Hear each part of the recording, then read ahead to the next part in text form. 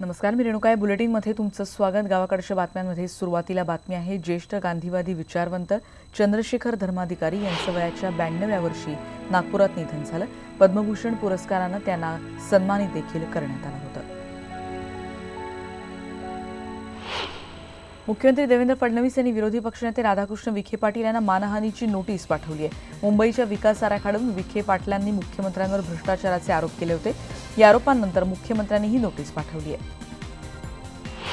औरंगाबादमध्ये वैजापुरातल्या कांदा आडतीवर भाव मिळाला नाही म्हणून संतापलेल्या शेतकऱ्यांनी सगळा कांदा रस्त्यावर फेकून दिलाय. साणगाव इथल्या प्रमोद गायकवाड यांनी आपला 30 क्विंटल कांदा विकायला आणला होता.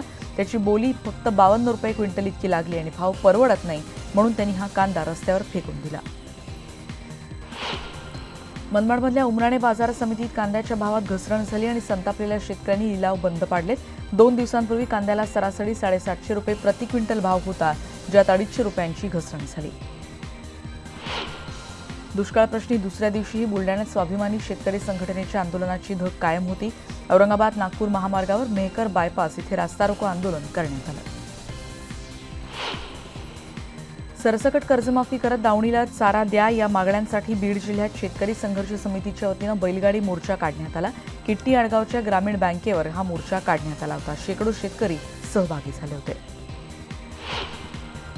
पंतप्रधान नरेंद्र मोदी लोकसभेच्या दौऱ्याची सुरुवात सोलापुरातून करणार असल्याची माहिती समोर येत असतानाच त्यांच्या दौऱ्यानिमित्तानं भाजपकडून जोरदार तयारी देखील सुरू आहे. काँग्रेसनं देखील आता विविध प्रकारची आंदोलनं या भागात सुरू केली आहेत. बातमी पुण्यातली पाणीटंचाईच्या मुद्द्यावर काँग्रेसनं अभिनव आंदोलन केलंय. कसबा गणपती मंदिरासमोर काँग्रेसच्या कार्यकर्त्यांनी भजन आंदोलन केलं. जालन्यात घनसावंगी तालुक्यामध्ये तनुवाडी गावातल्या महिलांना 2 किंवा 3 वाजता रात्री उठून पाणी भरावं लागतंय. तनुवाडी गावातले पाण्याचे स्रोत आटलेत. जिल्ह्यात लोडशेडिंग देखील सुरू आहे आणि त्यामुळे रात्री अपरात्री पाणी भरण्याची वेळ या महिलांवर येऊन ठेपली आहे. महावितरण, महापारेषण आणि महाजेनको यांच्यातल्या सुमारे 83,000 कर्मचारी 7 जानेवारीपासून संपावर जाणार आहेत. 72 तासांसाठी त्यांचा संप असेल. दिल्लीमध्ये अमित शहा यांची महाराष्ट्रातल्या खासदारांसोबत काल बैठक झाली. या बैठकीला भाजपवर उघड टीका करणारे नारायण राणे देखील काल हजर होते. महसूल मंत्र्यांनी शरद पवार आणि अशोक चव्हाण यांना खुलं आव्हान दिलं. हिंमत असेल तर स्वतंत्र लढून दाखवा असं आव्हान चंद्रकांत पाटील यांनी काल सांगलीत बोलताना दिलं. गोव्याच्या कस्टम्स विभागानं एअरइंडियाच्या विमानातून प्रवास करणाऱ्या एका प्रवाशाकडून 19 लाखांचं परकीय चलन जप्त केलंय. हे विमान गोव्याला येताच गोवा कस्टम विभागानं ही कारवाई केली आहे. 8 महिन्यात गोवा कस्टमनं आतापर्यंत 55 लाखांचं बेहिशेबी परकीय चलन जप्त केलंय. कापलेल्या लाकडाच्या वाहतुकीच्या परवानगीसाठी 10,000ची लाच घेणाऱ्या अकोला वन विभागाच्या वनपरिक्षेत्र अधिकाऱ्याला रंगेहात अटक करण्यात आली आहे. एसीबीनं त्यांच्याकडून लाचेची रक्कमही जप्त केली आहे. दारूसाठी वापरण्यात येणारा 30 क्विंटल गुळ वर्ध्यामध्ये पोलिसांनी ताब्यात घेतलाय. 40 पोत्यांमध्ये भरलेल्या निकृष्ट दर्जाच्या गुळाची वाहतूक तिथे केली जात होती. वाशिममध्ये शासकीय योजनेतल्या लाभार्थ्यांशी थेट मुख्यमंत्र्यांनी व्हिडिओ कॉन्फरन्सिंगद्वारे संवाद साधण्याचं त्यांनी ठरवलं होतं, पण वाशिम जिल्ह्याच्या एकाही लाभार्थ्याशी संवाद होऊ न शकल्यानं लाभार्थ्यांची मात्र चांगलीच निराशा झाली. मंगळवेढ्यामध्ये तहसीलदार अप्पासाहेब समिंदर यांनी उत्पन्नाच्या दाखल्यावर सही मागायला गेलेल्या वृद्ध महिलेला धमकी दिली आहे. गेल्या 1.5 महिन्यांपासून त्या कार्यालयात हेलपाटे घालतात. या महिलेच्या विनंतीला मान न देता उलट तिला अरेरावीची उत्तरं दिली जात आहेत. कडाक्याची थंडी आणि खोल समुद्रात वाहणारे जोरदार वारे टाळण्यासाठी मासेमार सध्या किनाऱ्यालगतच मासेमारी करतात.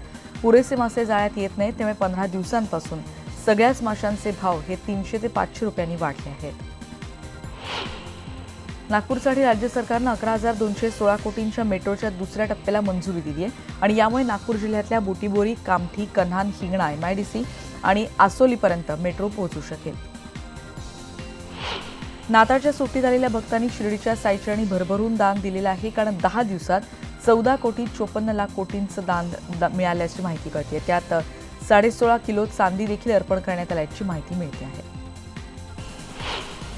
एसटी महामंडळातून निवृत्त कर्मचाऱ्यांसाठी आता महत्त्वाचा निर्णय घेण्यात आला. 1 एप्रिल 2016 नंतर सेवानिवृत्त झालेल्या कर्मचाऱ्यांच्या वेतनवाढीतल्या फरकाची रक्कम ही हप्त्यांमध्ये न देता ती एकरकमी देण्याचा निर्णय परिवहन मंत्र्यांनी घेतला आहे. अहमदनगरमध्ये गुंतवणूकदार आणि एजंट्सनी जिल्हाधिकारी कार्यालयावर धडक मोर्चा काढलाय. 8 ते 10 कंपन्यांमधल्या जिल्ह्यातल्या गुंतवणूकदारांची 500 कोटींची गुंतवणूक आहे. महाराष्ट्रात पडलेल्या दुष्काळाच्या पार्श्वभूमीवर राज्याचं पशुसंवर्धन खातं सतर्क झाल्याचं कळतंय, कारण चारा साक्षरता अभियान त्यांनी सुरू केली आहे. टाकाऊपासून टिकाऊ चारा निर्मिती कशी करावी यासाठी राज्यभरात 700हून जास्त कार्यशाळा आता होणार आहेत. हिंगोली जिल्ह्यातल्या सेनगाव तालुक्यात असलेल्या बनबर्डा परिसरामध्ये शेतकऱ्यांवर संकट उभं ठाकलंय, कारण सोयाबीनचं पीक घ्यायचे आधी शेतकरी, पण यावर्षी शेतकऱ्यांनी हळद लावली आहे. त्याचं पीकही चांगलं आलंय, पण 2च दिवसात हळदीची पानं वाळून गेली आहेत, त्यामुळे शेतकरी हैराण झालाय. हिंगोलीमध्ये कळमनुरी तालुक्यातल्या भाटेगाव इथल्या जुन्या केंद्रीय प्राथमिक शाळेचं साहित्य 5 डिसेंबरला चोरट्यांनी टेम्पोत टाकून चोरून नेलं. याबाबत गटशिक्षण अधिकाऱ्यांकडे तक्रार देऊनही अजून चौकशी मात्र झालेली नाही. बारामतीत महावितरणच्या कार्यालयात जमा झालेली रक्कम चोरण्याचा प्रयत्न झाला. तामिळनाडूमधल्या एका चोरट्यानं हा प्रयत्न केल्याची माहिती कळते. चोरी करण्यासाठी आलेल्या चोरट्याला पाहून आरडाओरडा करण्यात आला आणि त्यानंतर त्यानं फिल्मी स्टाईलनं चोरट्यांचा पाठलाग करून त्याला पकडलं देखील आहे. कोकणात भातशेतीत निघणाऱ्या पेंढ्याचा चारा म्हणून वापर केला जातो आणि त्याचे गठ्ठे बांधून विक्री केली जाते. भिवंडी तालुक्यात सध्या भाताच्या पेंढ्यांचे गठ्ठे बांधून वर्षभराच्या चाऱ्याची साठवणूक करणं सुरू आहे.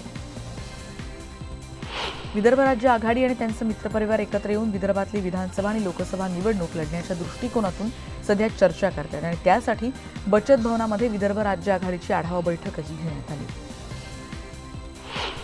चंद्रशेखर आझाद यांच्या लातूरच्या सभेलाही पोलिसांनी परवानगी नाकारली आणि चंद्रशेखर आझाद यांनी लातूरात येऊन कार्यकर्त्यांना भेट दिली.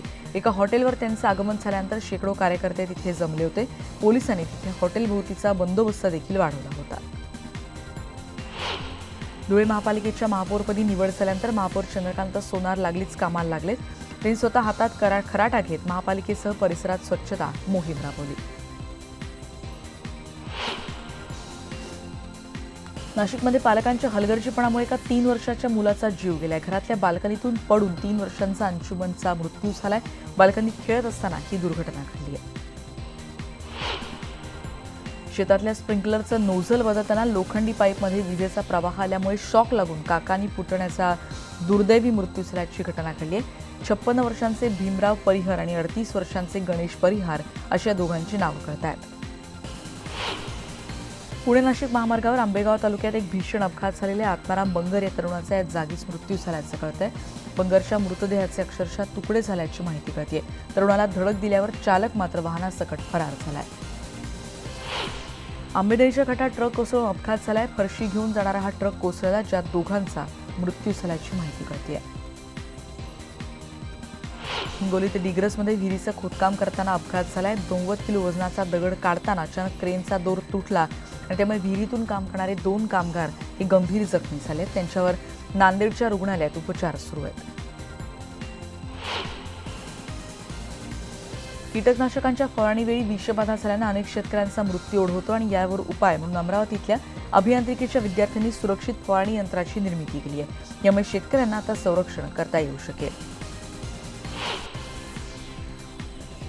डीपीटी पेंटाव्हॅलंट ही लस दिल्यामुळे एका 2.5 महिन्याच्या बाळाचा मृत्यू झाल्याची घटना जालन्यामध्ये घडली आहे. जिल्ह्यातल्या हसनाबादमधल्या प्राथमिक केंद्रात सचिन सोनवणे या बाळाला ही प्रतिबंधक लस देण्यात आली आणि त्यानंतरच काही मिनिटातच बाळाचा मृत्यू झाल्याचा आरोप नातेवाईक करतात. बातमी वाशिमची. मंगरुळपीर तालुक्यामधल्या दाभा गावात एका शेतकऱ्यावर बिबट्यानं हल्ला केला. तुरीच्या शेंगा गोळा करण्यासाठी ही व्यक्ती गेली होती आणि त्यावेळी बिबट्यानं 50 वर्षांच्या शेतकऱ्यावर हल्ला केलेला आहे. त्यात गंभीर जखमी झालेत. रत्नागिरीतल्या दापोली पंचायत समितीच्या वतीनं आविष्कार या सांस्कृतिक कार्यक्रमाचं आयोजन करण्यात आलं होतं. विद्यार्थ्यांनी यावेळी आपली कला सादर केली. चोखोबा ते तुकोबा ह्या समतेच्या वारीचं काल मंगळवेढ्यातून प्रस्थान झालंय. वारीचं हे 2रं वर्ष आहे. संत चोखामेळा समाधी मंदिरापासून या वारीला सुरुवात झाली. 12 जानेवारीला देहूमध्ये या वारीचा समारोप होईल. पुण्यामध्ये छत्रपती शिवरायांच्या दुर्मिळ भवानी तलवारीची प्रतिकृती बनवण्यात आलेली आहे आणि महाराजांची खरी तलवार ही लंडनच्या अल्बर्ट म्युझियममध्ये आहे.